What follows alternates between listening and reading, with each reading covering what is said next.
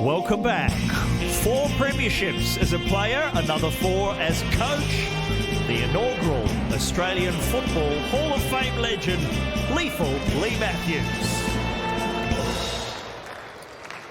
Oh, it's my honour tonight to announce the latest inductee into the TV Week Logies Hall of Fame. It's the very special Bruce McAvaney.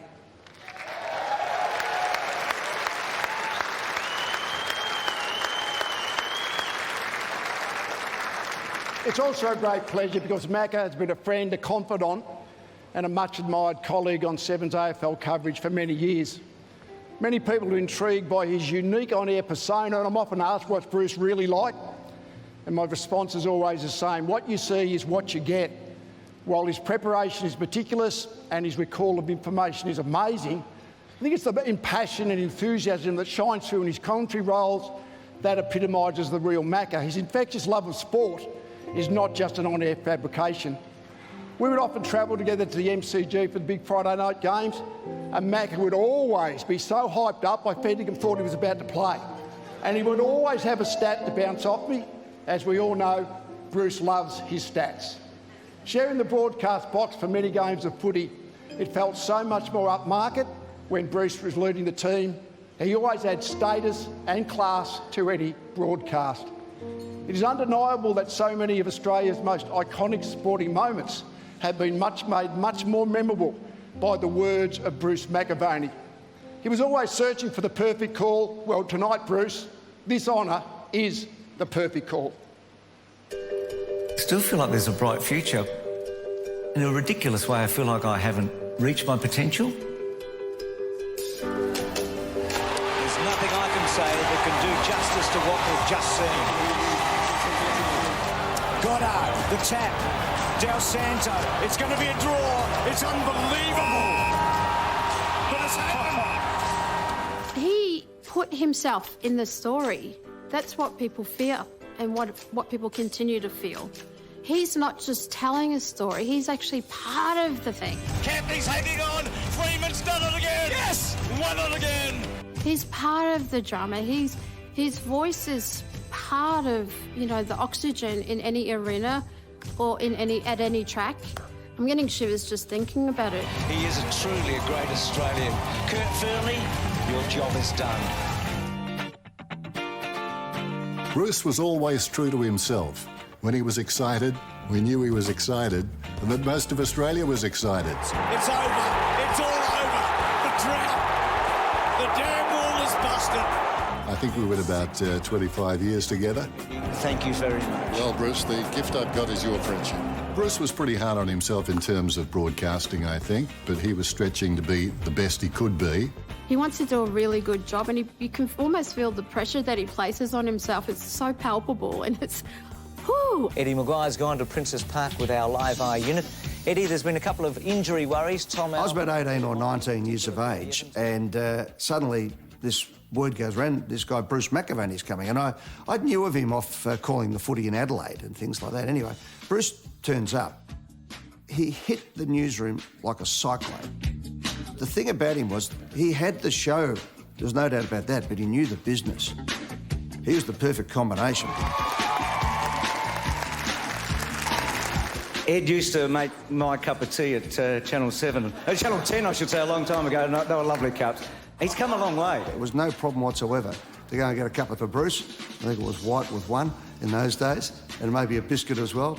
And at the same time, he'd lend me his car when he was going overseas, or I'd mind his house for him and do things like that. And he took me on my first overseas trip, and we called the infamous Battle of Britain game. Bit of niggly going on here, and it's amazing, Eddie. He had no problems whatsoever knowing how good he was, but also had the confidence in himself to create and give people an opportunity.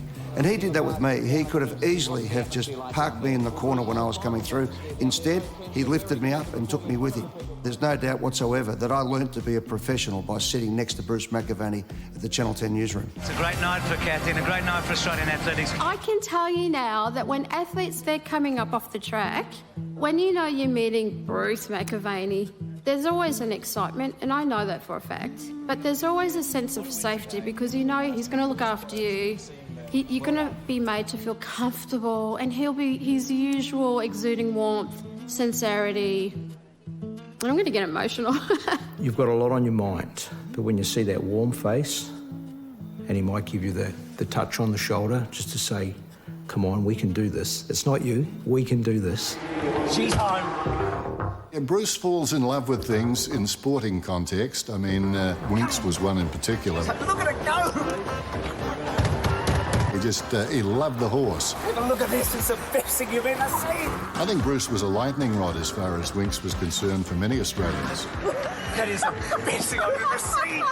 And a horse, like, it's not everybody's favourite sport, but he made Winks part of everybody's thoughts and Saturdays and elevated her to a whole new level. I love her.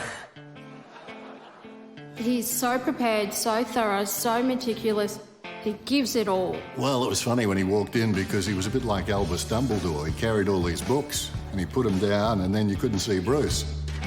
He prepares himself like an athlete. He sacrifices. And then when he gets to match day, he gives it everything he's got. The first thing he looks at is, how can I be better next time around? He likes a giggle. He likes to have a laugh. One more time. I can hear his laugh in my mind right now. I think Bruce likes people taking him off and talking about him. I mean, we all do. He would gush about Carl Lewis, you know, he's so special, he's so special. To a certain extent, depending on how they're taking you off. Live from Barcelona, the tireless Bruce McAvaney. Hello, Tom. Yeah, it's wonderful to be with you. People used to come up to me and say, I love your Bruce McAvaney send-up. And I'd balk because it didn't start from trying to send it up. It was like singing a song you really like. I'd just keep repeating the commentary. Away, Kathy Lifting, what a legend. 906, it's quick. Bruce, this is actually our show. Yep, fair enough, and you're doing a wonderful job. Really enjoying it so far. And that's what great commentary is. It's like the soundtrack of sport. And in the Best Of album, the best of Bruce McAvaney, it is the best. I could go on, and I will. Hayley Lewis, Nicole Livingston, Susie O'Neill, Gita. Every sporting fan, they've got their heroes, they've got their favourite players, and you know when that person is talking about stepping back. You don't want to believe it, especially when they're still at the top of their game. It was certainly quite personally shattering, and I haven't had this conversation with Bruce, but like anyone who loves him dearly, I certainly felt the earth, you know, shake a little bit that day. Well, Bruce told me over dinner. It was a fair bit before he went public. It really hit me. I was really emotional about it. You always worried after that as a friend. You thought, well, I hope this goes nowhere. He was confident that it wasn't going to go anywhere, but that's Bruce. He's a very strong man, and yeah, it's our time to support Bruce and make sure that, yeah, he gets through this, and he looks like he's going pretty well.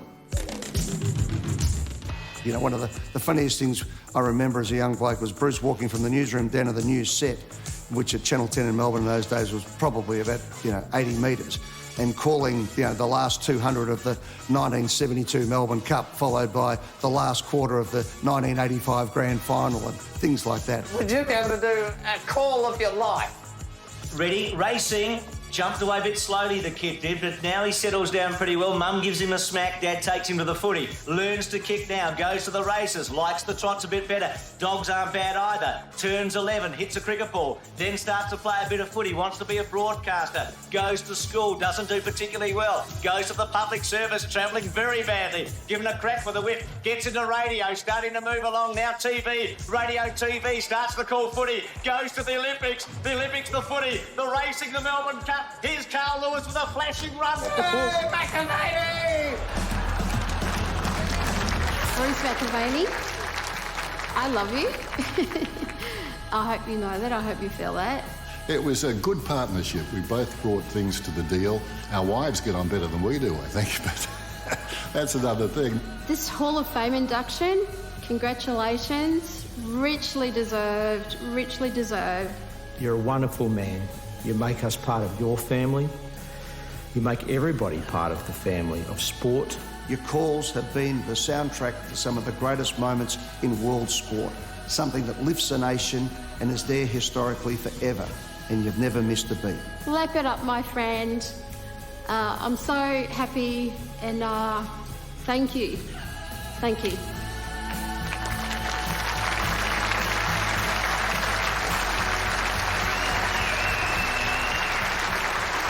Ladies and gentlemen, Mr. Bruce McAvaney.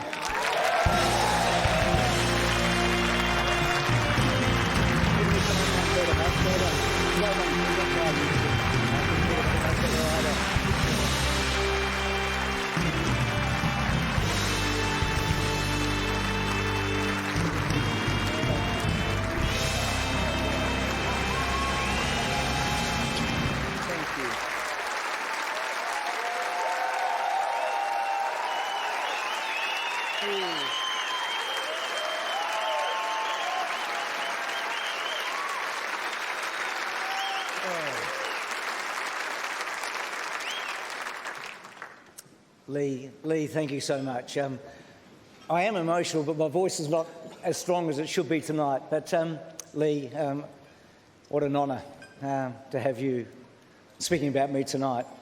So I wondered how I'd feel tonight when I walked up here. I feel a lot of love, actually, and a lot of warmth, so thank you very much. I really do. And then how do you respond publicly to something that I've just seen? I've watched people that I admire, I've known for decades, talk about me.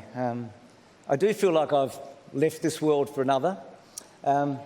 Eddie and I, we go way back, as you saw. He was the Broadmeadows Colt. He had a head full of steam and nothing was going to stop him.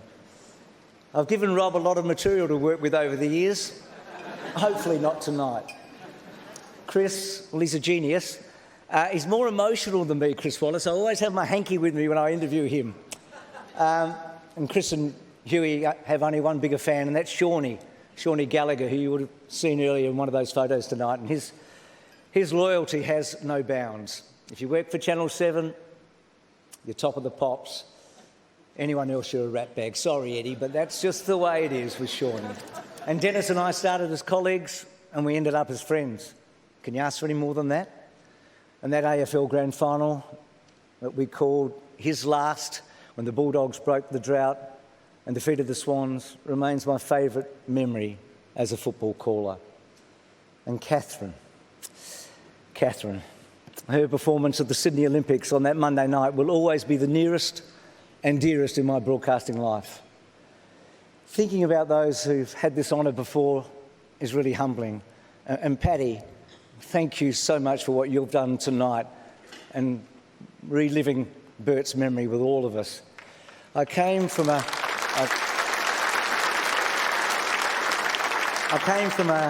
loving, supportive, uncomplicated background in some ways. My parents both loved and were involved in sport, and in our household, like many in the 1950s and 60s, it was what lifted us from the everyday monotony of work and school. I was a pretty ordinary student, and I went into the public service. I was the slowest ever male boy, apparently. But on the weekends, there was footy and cricket, and my early passion for broadcasting came from the wireless, particularly horse racing, and most of all, I loved the race callers, mainly Bill Collins from Melbourne. He was the special one. I dreamed of calling the Melbourne Cup, and eventually I did. Talk about a long shot. I took a sickie to fly to Melbourne to back a trotter. The horse didn't win, but I sat next to an old punting mate who was doing some part-time radio broadcasting on the way back on the plane, and he pushed me to take a chance, and I got a foot in the door. I could never imagine that I would get the opportunity to see the Olympic Games, several Olympics, from the best seat in the house. And at the very first, in 1984 in Los Angeles, Carl Lewis matched that record 4 gold medals that Jesse Owens had so famously won at Hitler's Berlin Olympics in 1936. I felt myself a part of history. And sitting alongside me was Raylene Boyle, herself an icon, and just 2 years earlier had finished her incredible career with that emphatic victory, not far from here at the Commonwealth Games in Brisbane. I count Raylene amongst my dear friends, as I do Marjorie Jackson Nelson, who's given me so much advice, Betty Cuthbert, Ron Clark and John Landy, influenced me and our sporting history, and none put that into context better than Harry Gordon. My special moments don't come from the world of showbiz, but perhaps there's more crossover than we'd think. Australian football has been the constant for me until very recently, and I know I share with millions of viewers the goosebumps of that minute's silence on Anzac Day and the first 5 minutes of a grand final, and hopefully the last 5. We get that sometimes. I've witnessed champion performances, Tony Lockett, Wayne Carey, Cyril, who got me into trouble, Buddy and Dusty, all of them stars.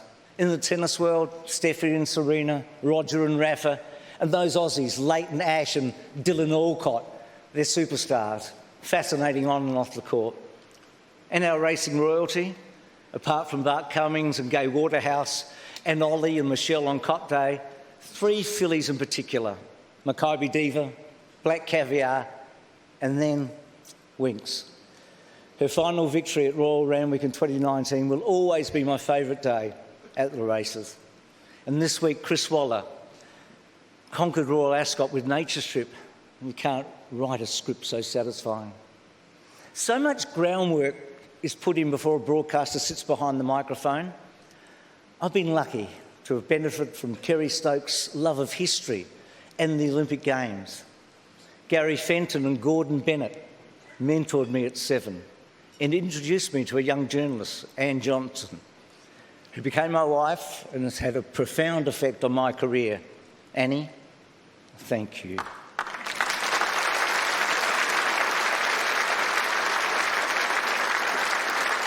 I've worked with and been helped by so many talented people behind and in front of the camera. And I'm even more grateful for the willingness of viewers to accept me coming into their lounge rooms. And from time to time, hopefully they haven't always turned the sound down. But the best thing about the job, the absolute best thing, is the shared experience. I had that tonight earlier, didn't I, when we got up for Tokyo and the Paralympics. It's amazing. And the experience of seeing something that is so incredible and being allowed to express your emotions through the microphone. There's no greater feeling than being part of a team. We feel better as a whole, to gain a sense of mutual trust. And both our children who are in the room tonight have found a niche in the broadcasting industry. So for Annie and I, it's even more like family. You build relationships and strong friendships, and they last a lifetime. I've felt that here tonight, well before I walked up here. There's so many people I should mention, but I'm not going to be here forever, so I will only mention a few. Some of the broadcasters from my vintage: Tim Lane, Greg Miles, Jim Maxwell, Ray Warren and Sandy Roberts. They've impressed and they've inspired me. Memorable night sitting alongside Dennis Cometti and Lee Matthews, and then in latter years Brian Taylor. I've relied upon Josh Kay, who shares my fascination with obscure facts, and the rest of the 7 team, led by Lewis Martin, Nick Barrow, Andy Kay, Andrew Hall-Lacey, Gary O'Keefe, Chris Jones, and our backstop, Lisa Peach. I think I'm a sports purist. I do love the stats. I love the performance, the human effort, and the story behind that effort. The fact that I'm here tonight, I think, is part of a broadcasting revolution which began in the 1980s when sport became valued as entertainment. Reality TV, if you like. Real life, do-or-die drama. It is just that. And I'm so grateful to have had the privilege to be there as it happens and to tell you about it.